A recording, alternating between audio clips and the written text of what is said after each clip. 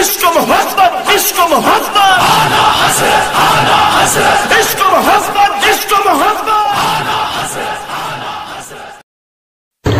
حاضرین محترم، آئیے ہم اور آپ رسول کائنات، فخر عالم، نور مجسم صلی اللہ علیہ وآلہ وسلم کی بارگاہ قدس میں درود و سلام کا نذرانہ عقیدت پیش کریں اور پڑھیں۔ اللہم صلی علی سیدنا و مولانا محمد معدن الجود والکرم وآلہ الکرام اجمعین۔ اللہ تبارک و تعالیٰ کے کرم اور اس کی توفیق سے آج ہم اور آپ الدولۃ المکیہ کے درس کی محفل میں حاضر ہیں اور اس کتاب کا آج 5واں درس ہے،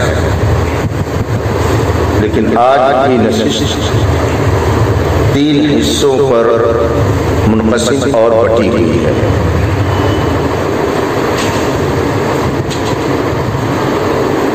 مجلس کے پہلے حصے میں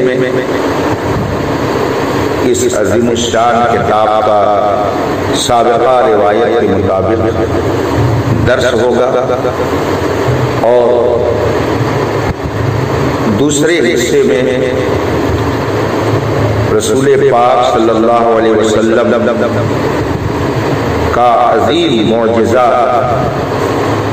واقعہ معراج کا انشاءاللہ العزیز تذکرہ ہوگا اور نشست کی جو آخری کڑی ہوگی اور آخری حصہ ہوگا وہ سوال و جواب پر مشتمل ہوگا۔ حسب سابق الدولۃ المکیہ کی اصل عربی عبارت پڑھی جا رہی ہے، اس کے بعد حضور حجت الاسلام رضی اللہ تبارک و تعالی عنہ کا ترجمہ مبارکہ سنایا جائے گا اور پھر اس درمیان کچھ تشریحات آپ کے سامنے رکھی جائیں گی۔ بسم اللہ الرحمن الرحیم۔ فإن ربنا سبحانه وتعالى يعلم ذاته الكريمة وصفاته الغير المتناهية والحوادث التي وجدت والتي توجد غير متناهية إلى أبد الأبد، والممكنات التي لم توجد ولن توجد بل والمحالات بأثرها، فليس شيء من المفاهيم خارجا عن علمه سبحانه وتعالى، يعلمها جميعا تفصيلا تاما أزلا أبدا، وذاته غير متناهية وصفاته غير متناهية وكل صفة منها غير متناهية، وسلاسل الأعداد غير متناهية، وكذا أيام الأبد وساعاته وآناته، وكل نعيم من نعيم الجنة، وكل عذاب من عقوبات جهنم، وأنفاس أهل الجنة وأهل النار، ولمحاتهم وحركاتهم وغير ذلك كلها غير متناهية، والكل معلوم لله تعالى أزلا أبدا بإحاطة تامة تفصيلية، ففي علمه سبحانه وتعالى سلاسل غير المتناهية بمرات غير متناهية، بل له في كل ذرة علوم لا تتناهى، لأن لكل ذرة مع كل ذرة كانت أو تكون أو يمكن أن تكون نسبة بالقرب والبعد والجهة مختلفة في الأزمنة باختلاف الأمكنة الواقعة والممكنة من أول يوم إلى ما لا آخر له، والكل معلوم له سبحانه وتعالى بالفعل، فعلمه سبحانه وتعالى غير متناه في غير متناه كأنه مكعب غير المتناهي على اصطلاح الحساب. إن العدد إذا ضرب في نفسه كان مجزورا، فإذا ضرب المجزور في ذلك العدد كان مكعبا، وهذا جميعا واضح عند كل من له من الإسلام نصیب. یہ سیدی سرکار اعلیٰ حضرت رضی اللہ تبارک و تعالی عنہ کی وہ عربی عبارت ہے الدولۃ المکیہ کی، جو آپ نے علماء مکہ اور مشائخ مکہ کے سامنے پیش فرمائی. اور اس عبارت میں جس طرح سے اعلیٰ حضرت نے اللہ جل مجدہ کے علم کو بتایا ہے، میری اپنی معلومات کے مطابق اس شرح و بسط کے ساتھ اور اس شاندار اسلوب اور طریقے کے ساتھ کسی کتاب میں تحریر ہوا آپ کو نہیں ملے گا. علم الہی کی جو تفصیل اعلیٰ حضرت نے سمجھانے کے لیے تحریر فرمائی ہے وہ نہایت شاندار اور انوکھے انداز ہے.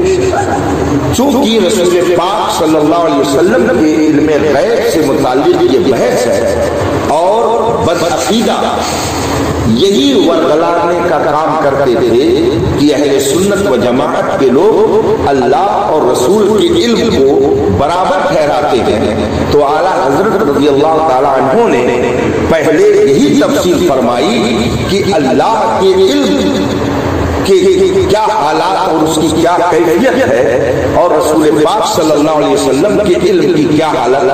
تو اب جب تک اس کو واضح نہ کر دیا جائے تب تک یہ مسئلہ مکمل طور سے منکشف ہو کر سامنے نہیں آتا کہ جتنے بدعقیدہ ہیں وہ سب غلط الزام لگا رہا ہے. اسی لیے اعلیٰ حضرت رضی اللہ تعالی عنہ نے پہلے لوگوں کے سامنے اپنا عقیدہ رکھا اس بارے میں کہ اللہ تبارک و تعالیٰ کے بارے میں ہمیں کیا عقیدہ رکھنا ہے اور ہمارا علم الہی کے بارے میں کیا عقیدہ.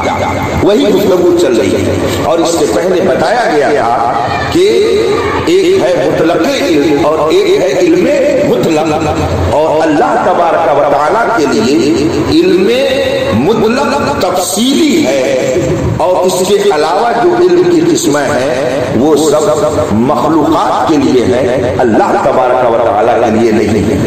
اللہ کا جو علم ہے وہ علم مطلق تفصیلی ہے. اب علم مطلق تفصیلی کو کس طرح سے اعلیٰ حضرت نے سمجھایا ہے اس کو سمجھنے کی ضرورت ہے. اس کو سمجھنے کے لیے میں اعلیٰ حضرت کی وہ اصطلاحی باتیں جو اس میں ذکر ہیں ان کو سمجھانے کی کوشش کرتا ہوں. ایک ہے متناہی اور ایک ہے غیر متناہی. یہ لفظ بار بار یہاں پر استعمال ہوا ہے. متناہی کا مطلب ہوتا ہے جو چیز دو چیزوں کے درمیان گھری ہوئی ہو اس کو متناہی کہا جاتا ہے. دو چیزوں کے بیچ جو گھری ہوئی ہو اس کو متناہی کہا جاتا ہے. مثلا یہ دو دیوار ہے، اب اس دو دیواروں کے بیچ کا جو یہ فاصلہ ہے یہ متناہی ہے، اس لیے یہ دو چیزوں کے درمیان گھرا ہوا ہے اس کو متناہی کہا جاتا ہے. اور جو گھرا ہوا نہ ہو کسی حد اور نہایت میں اس کو غیر متناہی کہا جاتا ہے. دوسرے لفظوں میں آپ یوں کہہ سکتے ہیں کہ جس کی کوئی لمٹ ہو وہ متناہی ہے اور جو ان لمیٹڈ ہو وہ غیر متناہی ہے. متناہی اور غیر متناہی کا مطلب یہ ہوتا ہے۔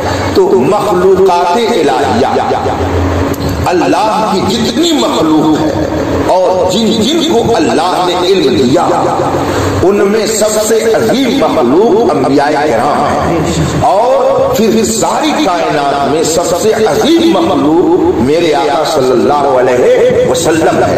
اور اللہ تبارک و تعالیٰ نے رسول پاک صلی اللہ علیہ وسلم کو جو علوم عطا فرمائے، جتنے بھی عطا فرمائے، جس کسی کو بھی عطا فرمایا، تو پہلا فرق تو یہ ہے کہ مخلوق کا علم عطائی ہے اور اللہ کا علم ذاتی ہے، ایک فرق۔ اور دوسرا فرق یہ ہے کہ جس قدر بھی مخلوقات کو علم اللہ نے دیا ہے، جتنا بھی دیا ہے وہ متناہی ہے، اس کی ایک لمٹ ہے، اور اللہ کا جو علم ہے وہ غیر متناہی ہے، اس کی کوئی حد اور نہایت نہیں ہے۔ یہ دو بنیادی فرق ہوا کہ اللہ کا علم ذاتی اور مخلوق کا علم عطائی، اور دوسرا فرق یہ ہے کہ اللہ کا علم غیر متناہی اور مخلوق کا علم متناہی ہے۔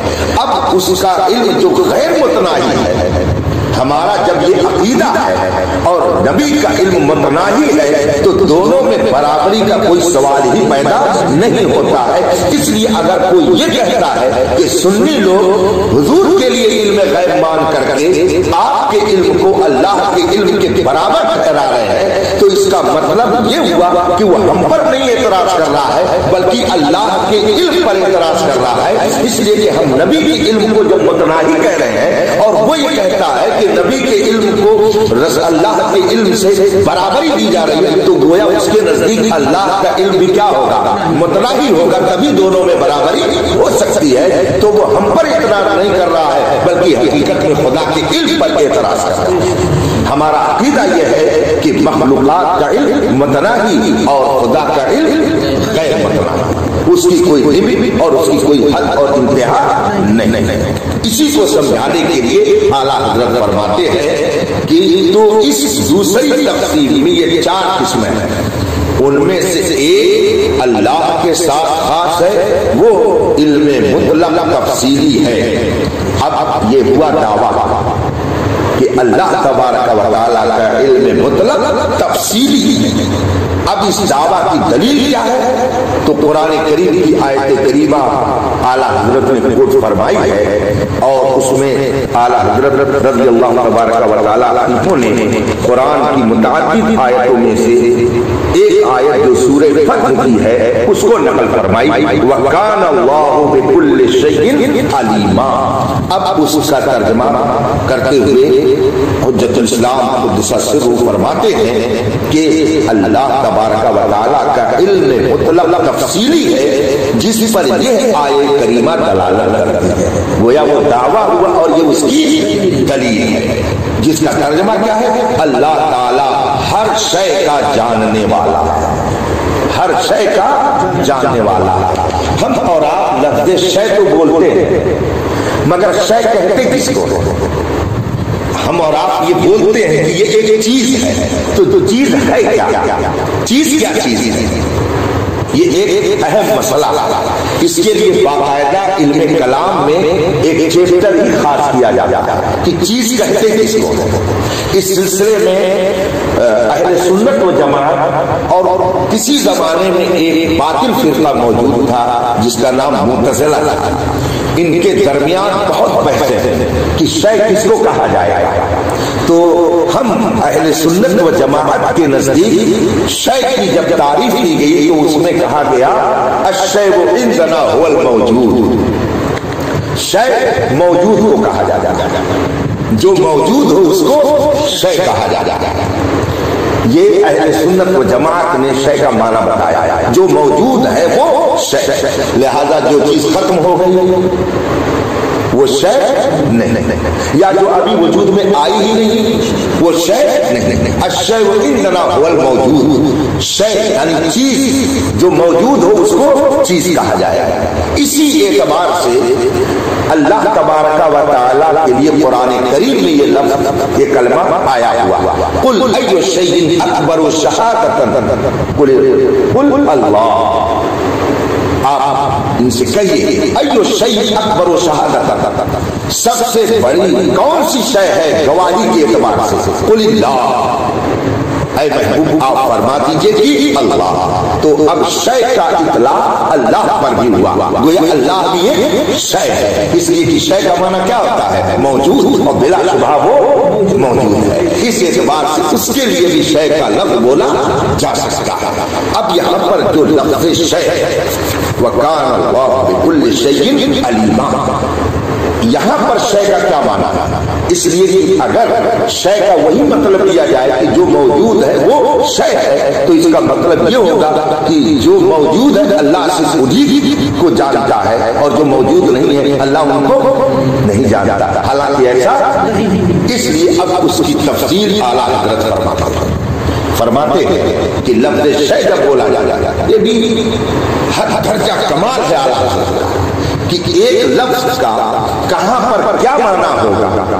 ہمارے ائمہ کرام نے تو بتایا کہ شے جو موجود اس کو شے کہا جائے گا، لیکن اس کی تشریح جو اعلیٰ حضرت نے فرمائی ہے وہ صرف اعلیٰ حضرت کی خصوصیت ہے. اس قدر تفصیل سے آپ نے اس کو بیان فرمایا.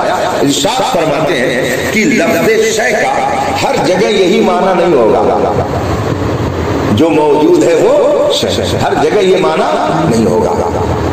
اور اسی آیت کریمہ کو پیش کرتے ہوئے فرماتے ہیں کہ اگر ہر جگہ شے کا معنی موجود ہو تو اب قرآن میں جہاں اللہ نے فرمایا ہے کہ اللہ ہر شے کو جانتا ہے، تو اس کا مطلب ہے صرف موجود ہی کو جانتا ہے، حالانکہ ایسا. اس لیے اعلیٰ حضرت نے اس کی ترتیب فرمائی کہ لفظ شے جب بولا جائے گا تو کہیں پر اس کا معنی وہ ہوگا جو ہمارے ائمہ نے اپنی کتابوں میں بیان فرمایا، اور کہیں پر اس کا معنی یہ ہوگا، اس کا معنی یہ ہوگا. اب اسے سمجھنا کہ جو مفہوم ہوتا ہے اور انسان کے ذہن میں جو باتیں آتی ہیں وہ تین طرح کی ہوتی ہیں. تین طرح کی ہوتی ہیں. ایک وہ کہ جن کا ہونا اور نہ ہونا دونوں برابر ہوتا ہے، وہ چیز ہو بھی سکتی ہے اور نہیں بھی ہو سکتی ہے. جیسے آدمی کے ذہن میں یہ بات آئی، ایک مفہوم اس کے ذہن میں آیا کہ میں ڈی ایم بن جاتا، تو ہو بھی سکتا ہے نہیں بھی ہو سکتا ہے، دونوں چیزیں ہیں. تو جس کا وجود اور عدم دونوں برابر ہو بھی سکتا ہو نہ بھی ہو سکتا ہو، اس کو علم کی بولی میں ممکن کہا جاتا ہے، جس کی جمع ممکنات آتی ہے. تو ممکن ان کو کہا جاتا ہے کہ جن کا ہونا نہ ہونا دونوں برابر ہو بھی سکتا ہے اور نہیں بھی ہو سکتا ہے، اس کو ممکن کہا جاتا ہے. اور جو چیز کبھی نہ ہو سکتا اس کو علم کی بولی میں محال کہا جاتا ہے، کبھی ہو ہی نہیں، اس کا وجود ہو ہی نہیں سکتا ہے، اس کو محال کہا جاتا ہے. اس کو آپ کو سمجھے جیسے اللہ تبارک و تعالیٰ کا شریک نہیں ہو سکتا، یہ کیا ہے؟ محال. تو ایک ہوا ممکن اور ایک کیا ہوا؟ محال. اور ایک ہے مفہوم وہ کہ جس کا ہونا بالکل کمپلسری ہو، ضروری ہو، ایسا کبھی ہو ہی نہیں سکتا ہو کہ وہ نہ ہو، اس کو علم کی بولی میں واجب کہا جاتا ہے. تو واجب الگ ہے، ممکن الگ ہے، اور محال الگ ہے. یہ خالص علمی بات ہے. یہ پوری کائنات، عالم جس کو ہم اور آپ کہتے ہیں، دنیا کہتے ہیں، یہ محال نہیں ہے. اس لیے کہ اگر یہ محال ہوتی تو اس کا وجود ہوتا ہی نہیں. اس کا مطلب یہ ہے کہ یہ محال نہیں ہے اور واجب بھی نہیں ہے. اس لیے کہ اگر یہ کائنات واجب ہوتی تو ہمیشہ سے رہتی اور اس کا کوئی کہیں پر عدم کا کوئی اس کے اندر شائبہ نہیں ہوتا، ہمیشہ یہ رہتی ہی رہتی. حالانکہ ہمارا عقیدہ ہے کہ ایک دن یہ دنیا، تو اس کا مطلب کیا ہوا کہ یہ واجب بھی ہے نا. تو یہ کائنات نہ محال ہے نہ واجب ہے، تو کیا ہے؟ ممکن ہے نا. یہ پوری کائنات ممکن ہے. تو جب کائنات ممکن ہے تو کائنات کا ہر فرد ممکن، تو ہمارے آقا بھی ممکن ہے. واجب صرف خدا کی ذات ہے. اسی لیے کہا جاتا اللہ واجب الوجود ہے، یعنی اس کا وجود ہمیشہ سے ہے اور ہمیشہ رہے گا، کبھی اس پر فنا طاری نہیں ہو سکتا. اسی لیے اعلیٰ حضرت رضی اللہ تعالیٰ عنہ نے اپنے ایک شعر میں فرمایا ہے ممکن میں یہ قدرت کا، واجب میں عبدیت کا.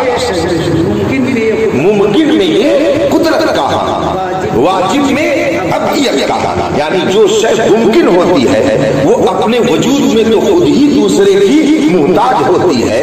تو یہ جب پوری کائنات ممکن ہے تو ہمارے سرکار بھی ممکن ہے. لیکن ممکن ایسے جب ہم ان کی قدرت اور ان کا اختیار دیتے ہیں تو ہمیں حیرت ہوتی ہے. چاند کو دو ٹکڑے کر دینا، سورج کو واپس لا دینا، کنکروں کو اپنے پاس بلا لینا، درختوں سے کلمہ پڑھوا لینا، یہ ساری حیرت انگیز باتیں جب ہم دیکھتے ہیں تو ہمیں سمجھ میں نہیں آتا ہے کہ وہ ذات ممکن ہے.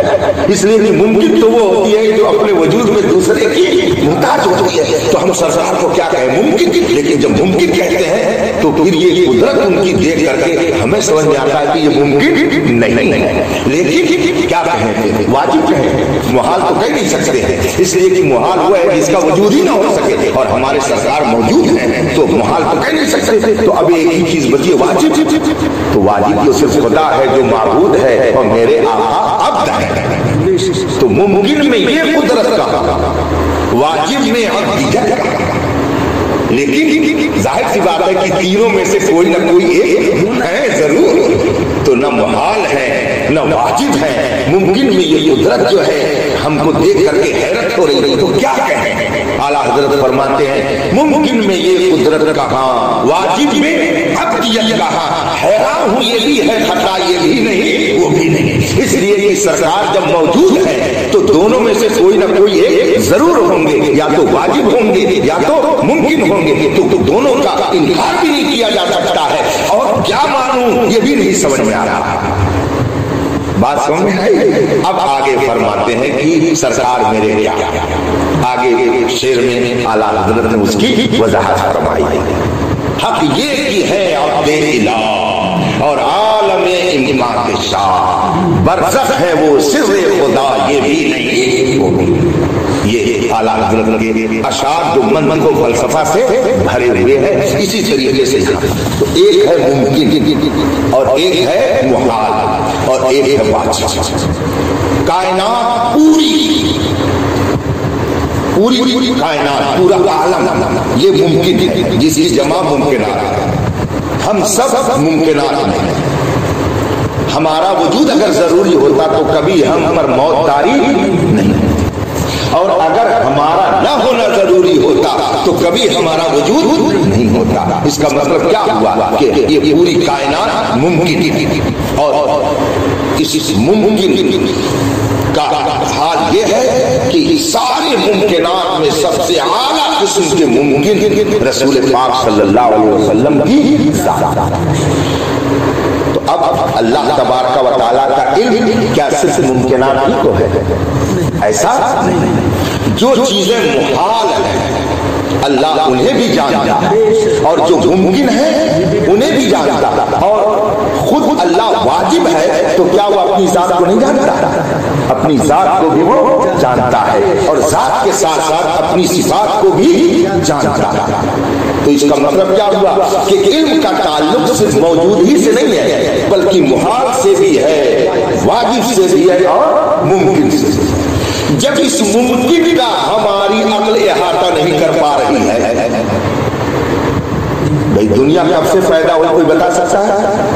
کیلکولیٹر کے کوئی بڑا سے بڑا سائنسداں آج تک نہیں پیدا ہوا جو یہ کہہ سکے کہ دنیا فلاں سن سے وجود میں آئی. تو جب آدمی اپنے وجود کی خبر نہیں رکھتا ہے اور صحیح معرفت اپنے وجود کی اس کو نہیں ہے تو بھلا خالق کائنات کی معرفت اس کو کما حقوق کیسے حاصل ہو سکتی ہے؟ جو سمجھ میں آ گیا کہ وہ خدا کیوں کا ہوا. خدا وہ ہے کہ جس کو سمجھنے سے انسان کی عقل قاصر ہے، عقل انسانی کی رسائی وہاں تک ہو ہی نہیں سکتی. تو نہ اس کی ذات کی کما حقہ انسان معرفت حاصل کر سکتا ہے اور نہ اس کی صفات کی.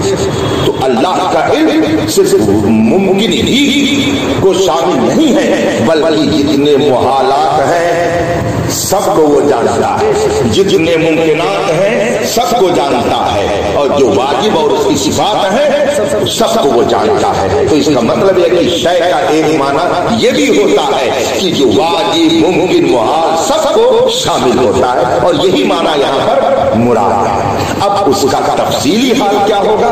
الحمدللہ اس کو اعلیٰ حضرت نے جس انداز سے سمجھایا ہے فرماتے ہیں، تھوڑی سی مثال اس سے پہلے بھی دے کر کے میں نے سمجھائی تھی کہ ذرے ذرے کا علم اللہ کو ہے، اور پھر یہ بھی سمجھ لیجیے کہ ہر ذرے سے اس کا علم ایسا ہے کہ غیر متناہی ہے، ہر ذرے سے اس کا علم غیر متناہی ہے، وہاں پر احاطہ اور حد اور نہایت کا کوئی تصور ہی نہیں. اب اس کو اعلیٰ حضرت نے گنتیوں کے ذریعے سمجھایا. مثلا 1 2 3 4 5 یہ گنتی کسی حد پر رک سکتی ہے؟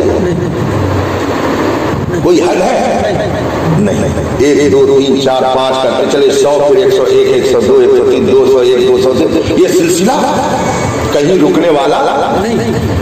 اب اسی آپ گنتی کو دیکھ لیجیے، 1 2 3 گنیے تو یہ بھی غیر متناہی ہے، اس کی بھی کوئی لمٹ نہیں. اچھا اب پھر چلیے 2 4 6 8 10 12 14 اس کی بھی کوئی حد اور انتہا نہیں. اور پھر چلیے آپ 3 سے گریے 3 6 9 12 15 اس کی بھی کوئی انتہا نہیں. یہ تو وہ ہے جو بغیر کسر کے ہے، اور اگر کسر میں آ جائیے تو 1/2 پھر 1/4 1/3. تو ہر شے سے اللہ تبارک و تعالیٰ کا علم غیر متناہی ہے، ذرے سے اس کا علم غیر متناہی، ایک ذرے میں اس کے لیے غیر متناہی علم ہے.